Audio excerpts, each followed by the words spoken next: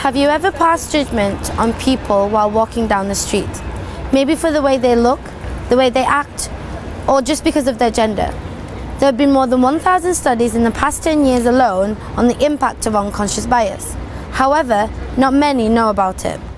Unconscious bias is when we are pre-programmed to think about people in a certain way, not because anyone deliberately tried to set us up in that way, but it's a response to all the messages we've received since we were tiny.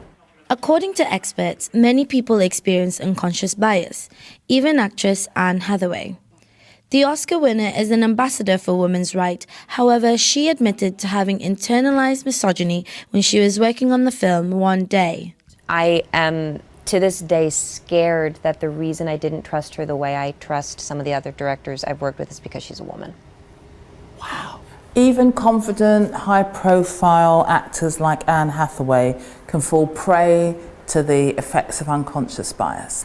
It's important to remember that men and women receive the same messages about women, and so we're just as likely as women to view other women in accordance with the messages we've received. Even if you are, later in life, extremely successful, it's very hard to undo all that messaging that you've received since you were tiny.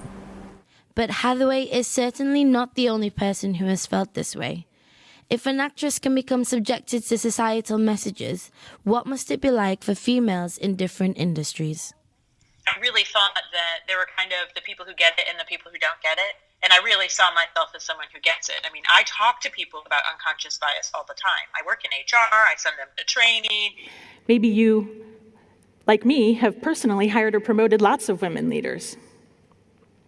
But then I thought, with all this talk of unconscious bias, might something be going on that I'm not even aware of, you know, if it's unconscious and all. The research shows that there's an expectation that women take care and are more caring and relational in the way they contribute at work. And so if you flip it to test it, the very same behavior between a man and a woman would be accepted, but when a woman does it to another woman, it's not okay because of that expectation of that relational, caring kind of approach that people expect from women. When you're working around unconscious bias, you need to give people the message that it's not their fault if they have a bias.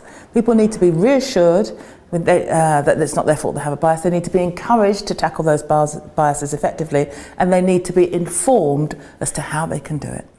Because what if you're missing an opportunity to see the world differently? Thank you.